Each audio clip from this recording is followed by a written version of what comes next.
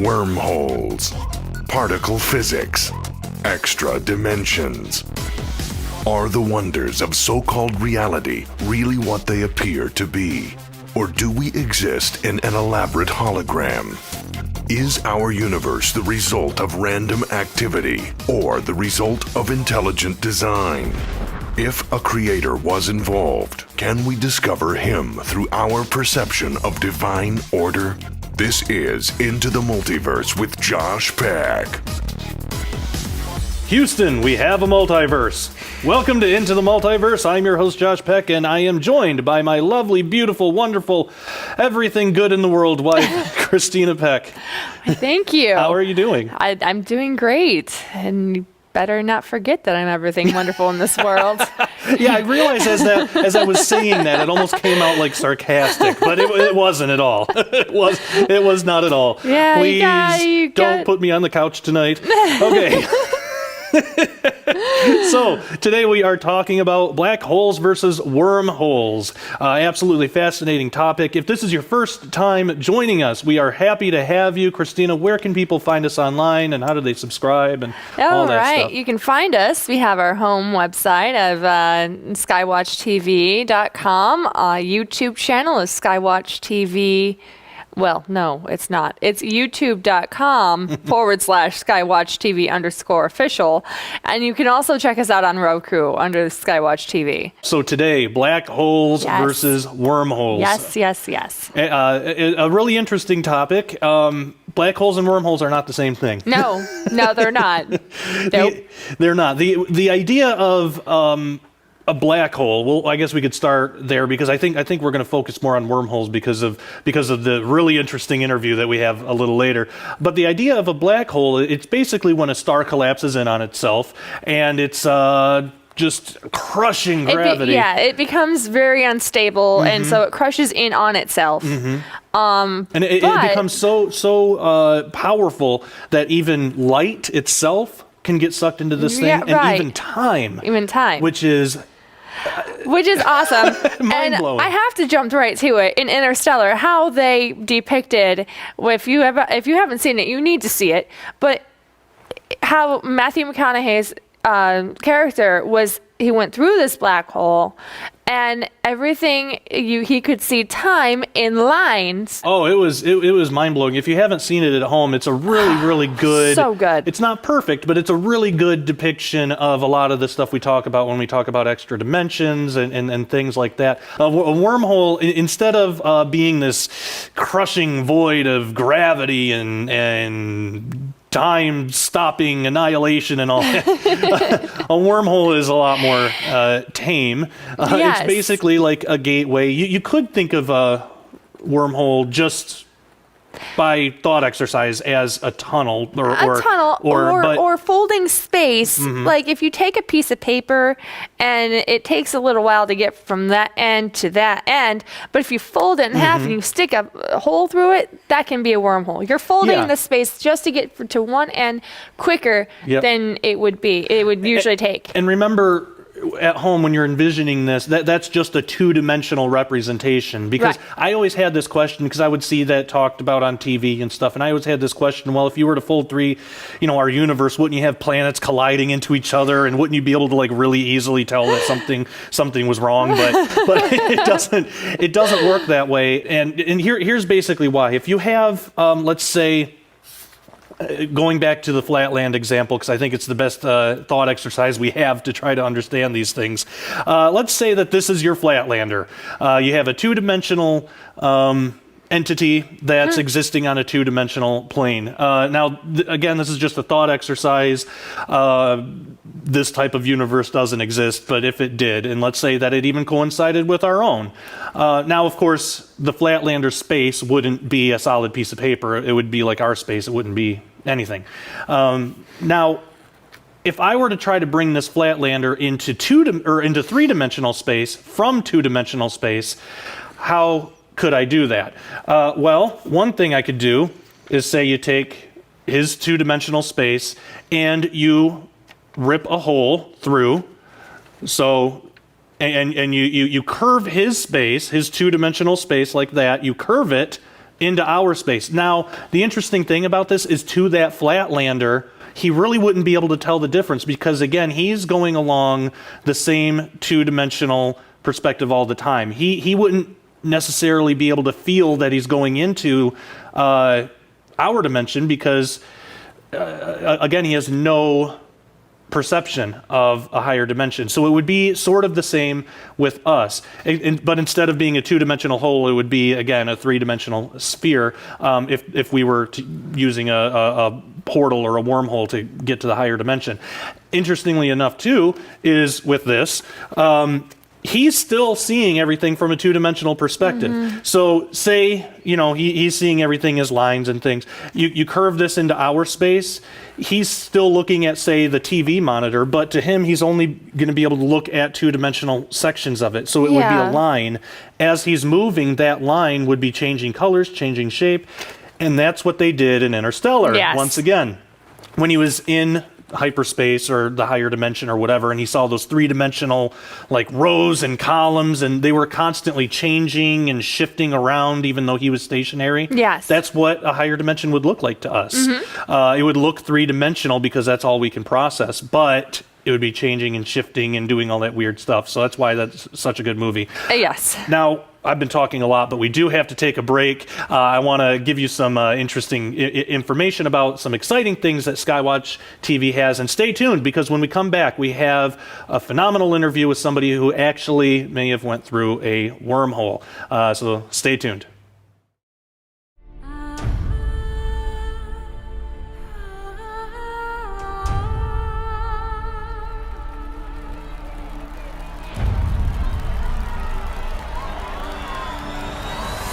In 2012, they shocked the international community when they predicted the resignation of Pope Benedict 1 year in advance. Breaking news, Pope Benedict XVI announces his resignation. Yeah, it is the first time in centuries a pope has stepped down. And I knew Pope Benedict was going to step down April 2012. Leaving the world wondering just who their insider at the Vatican really was.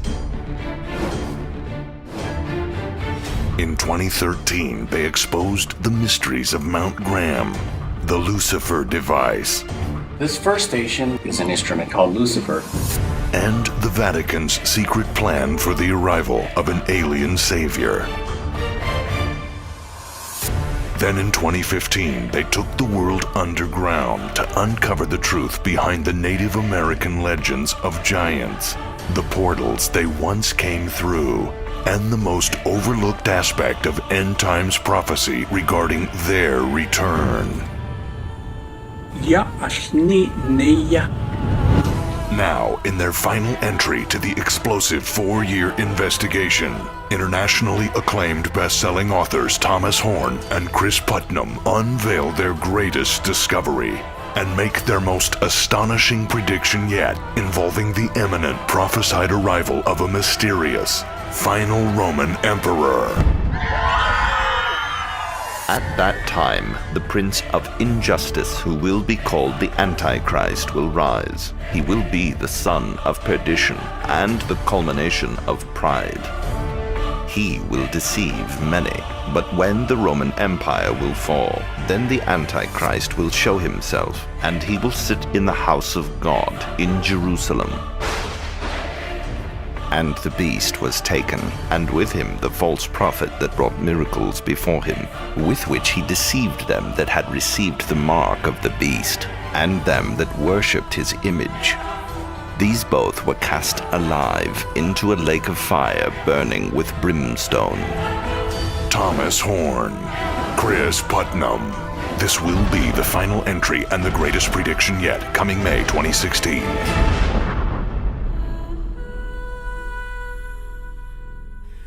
The final Roman Emperor, the Islamic Antichrist, and the Vatican's last crusade.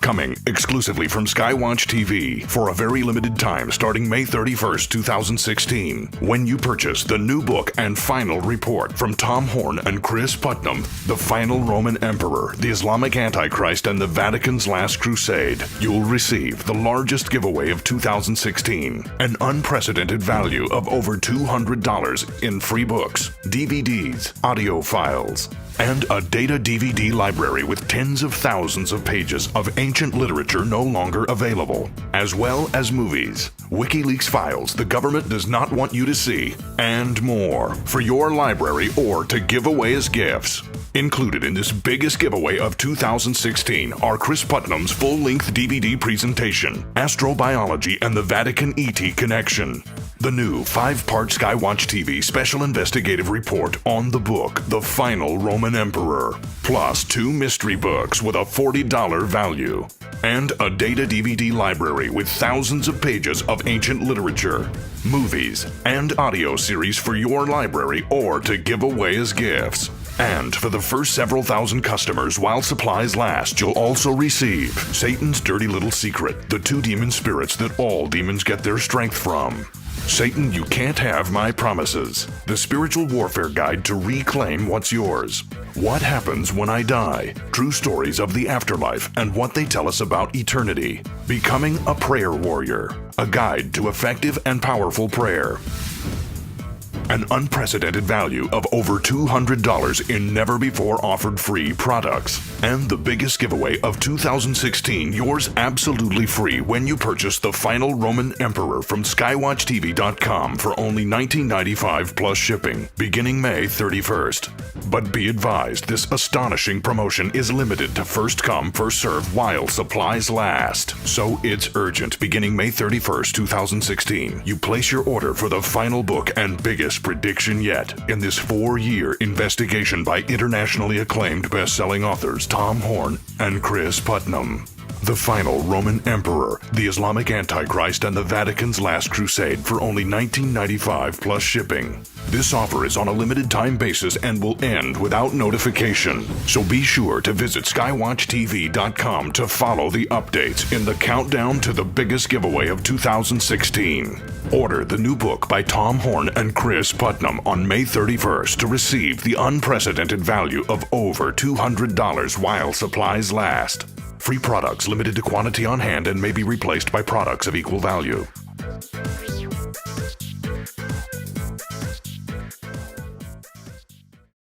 And we are back. Now, earlier this week, my lovely wife, Christina Peck, actually conducted an interview with a gentleman named Bruce Gernon. He has been on all sorts of TV programs. I remember, well, you remember. I remember about 20 years ago, I saw him on TV for the first time, and I love weird anomalies and phenomenon that happen, especially around the Bermuda Triangle.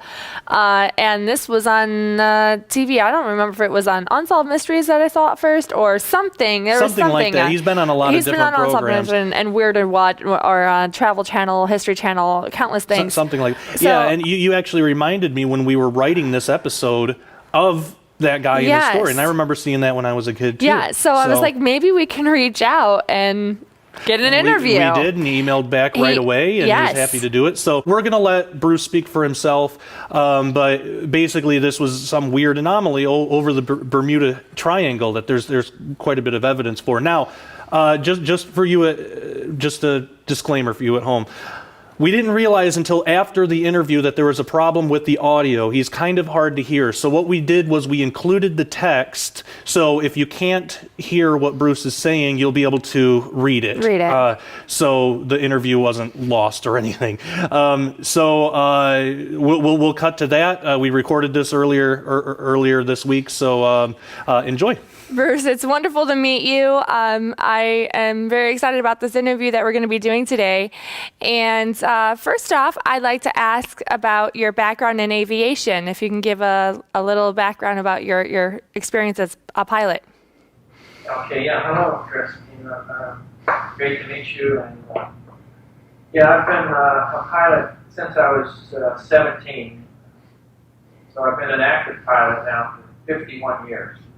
Wow. I finally retired pretty much from flying after all that time. My abilities aren't as good as they used to be. My eyesight is not so great anymore. My depth perception is not as accurate. And so I felt, and my family kind of put pressure on me to quit flying too.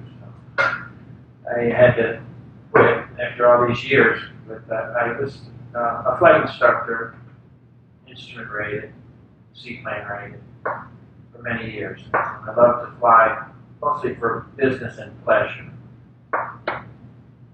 I've owned 7 different airplanes, but now I'm getting ready to get into boating. I just became a master boat captain, so I'll be doing that. Awesome. What was now? I know you've had a very interesting experience in the past with your days as a pilot. Now, on one specific day, could you tell me a little bit about that story? What was the initial flight plan that you had, and versus what actually happened during this day? Yes, that was way back in 1970 that started all this. We were returning from Andros Island in the Bahamas on a business trip with my dad as the co-pilot. He was a licensed pilot, and we had a business passenger with us. And we were flying a brand new beach Bonanza. I don't know if you can see that scale model in the background there. That's an exact replica of the airplane that we had, 1970 vintage. It's a great airplane. We were planning on flying from Andros Island to Bimini and then Palm Beach International. And to make the story shorter, because I could get into great detail if we had time, because I've been researching it so long, I really know a lot about the exact specifics of the flight. But when we took off at 3 o'clock, we planned to fly to Bimini, and that would take a little over half an hour. And then on to Palm Beach, another 45 minutes or so. And what happened was we entered this incredible storm. I call it a time storm because it forms instantly, builds up at an incredible rate, and then it forms these tunnels, these horizontal tunnels within itself. And we got caught up in the middle of it and ended up escaping through a tunnel that was about 100 miles east of Miami when we entered it. And the tunnel was about 10 miles long. So when I came out of the tunnel, I expected to be like 80 miles away from Miami, 20 miles away from Bimini. And then something real strange happened. I entered what I call something that is becoming known as electronic fog. And that's probably the main thing in my research right now, is to make pilots aware and the world aware that there is something that I call electronic fog that is very important for everyone to know about and learn about it. It's just as important as lightning was 200 years ago. Oh. And when I contacted Miami, they couldn't find me on the radar, and it was like I didn't exist while I was in this fog. But then I broke free of it and electronically dissipated. And then I found myself directly over Miami, but the time just didn't make that possible, because I should have been like 10 miles from Miami. 10 miles from Bimini. I was looking for Bimini chain of islands. I never saw them, but then they found me on radar and said I was right over Miami. It just seemed impossible. There it was, right below me, Miami. Somehow I traveled 100 miles east of Miami, went through that tunnel, and then in 3 minutes, I made it over Miami. Now, some skeptics, I was just on a brand new TV show that's going to come out in Canada at the end of May. And then it'll be in the United States. I don't know yet, maybe a few more months. Wow. They tried to debunk me somewhat on there. They had a professional skeptic on there.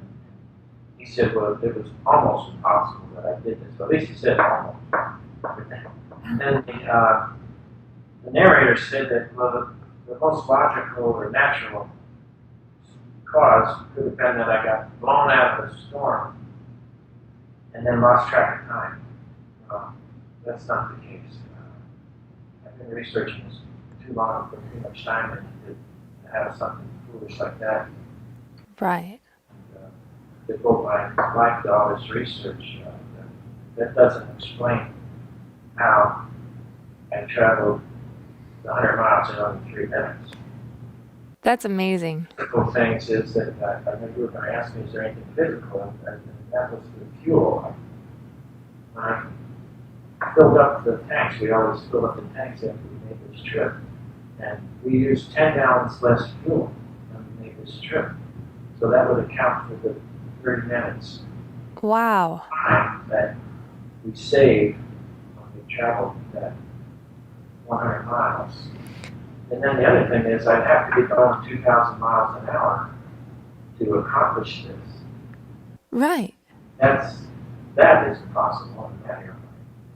It's incredible. Your time comes in, the factor of time. It has everything to do with time. See, I flew through the fabric of time. I actually got to see the fabric of time when I was inside the tunnel.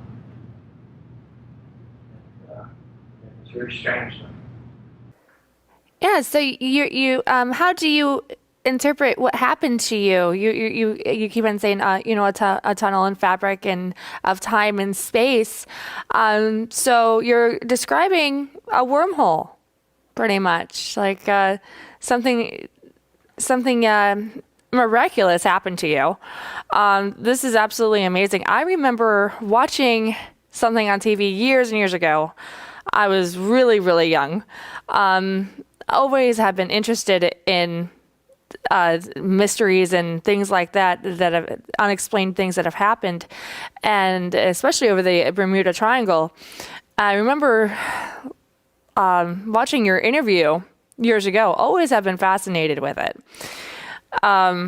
So it's awesome to finally be able to talk to you about it. I brought it up to my husband. I said, that'd be really cool if we could talk to this guy about wormholes and time and space and things like that. So fascinating. So what did it, could you give a little bit more detail of what it looked like going through this tunnel? Well, it's a little bit hard to describe, but it's been animated on television. They animated it on the latest one that'll be coming up. Okay. You can see it on, I believe YouTube has the animation. Okay. And you can look in my book, and it's printed in 7 languages. It's been in publication for 11 years now. Awesome. If people want to know more about your story, what is the name of your book and where can they go to look for it? Well, it's on Amazon. Okay. That's the easiest way to order. Okay. Publisher, Llewellyn Publishing. Perfect. Awesome. Well, My website is electronicfog.com. Okay. All right. Awesome. Thank you so much, Bruce. It has been a pleasure speaking with you, and I've really enjoyed this interview. And thank you so much for giving us your time. All right. Thank you, Christina. Nice talking. All right, and we're back. Fascinating story. I mean, Love it.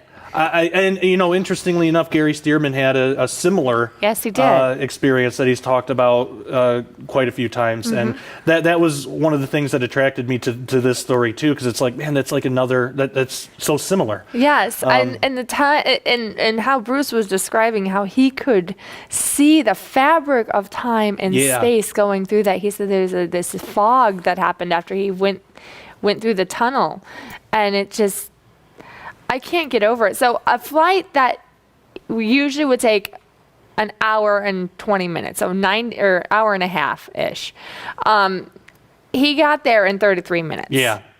It should be impossible because the plane can't travel as fast. He would say, 2,000 miles? 2,000 miles. And he's Wow. in a Bonanza. Mm-hmm. And so it's a smaller plane. Mm-hmm. Just like what happened to Gary Stearman. Even the gas in the tank showed the people on the ground that he had only been flying for about half an hour. Right. So it should have been. It's absolutely phenomenal. Absolutely amazing. We only have a couple minutes left, and we did get some questions sent in. So I want to make sure that we make time for this. Greg actually wrote in, as always, I enjoyed episode 6 and 7. I have a question about entropy, though. In episode 6, you had mentioned that entropy was a function of time, but I'm not so sure, and I want to get your thoughts. If entropy is a function of time, then when we are resurrected, we will then also be outside of time, or that entropy is actually a function of sin, as sin is what caused the death, dying, and decay of things. It would appear through Scripture that angels, including the fallen angels, are imperishable as well. So they are outside of time, thus meaning that higher dimensions are outside of time, and time is actually limited to the third dimension. My hypothesis is out there, and I want to get your thoughts on it. Entropy actually being a function of sin, not of time. Thanks. Greg touches on a lot of really interesting and fascinating things, and I think in a sense he is right in at least some of this, that I believe that entropy is a function of sin. Mm-hmm. I mean, I don't believe that there was entropy before the fall, and it's more of a consequence of time. Maybe it progresses with time. Now, that's not to say time didn't exist before the fall. Right. Because actions happen, things happen, there's a progression, events. But as far as us being outside of time when we get our immortal bodies, actually Ephesians 2 speaks to that. It says that Christ sees us already seated with him in heaven. Yes. So in a sense, we are taken into timelessness. Yep. Now, I don't believe it's the same with angels, though. Even though angels, fallen angels, let's say, as far as we know, they're not subject to entropy. They don't decay, but I don't think that's necessarily because they're outside of time. I think God is the only being that is truly outside of time. Now, whether Ephesians 2 literally means he lifts us with him outside of time, that might be. But as far as fallen angels, they do have a judgment coming. So in a sense, they are subject to death. It's just a little different process than ours. I would love to unpack this further, but we are all out of time. So thank you so much, Greg, for sending in that question. And if anyone else would like to send in questions or comments for the show, you can email me at jpeck@skywatchtv.com. Christina, where can they find the show online? Again, you can go to skywatchtv.com or youtube.com/skywatchtv_official, or check us out on Roku. All right, and thank you for joining us once again. All that being said, take care and God bless.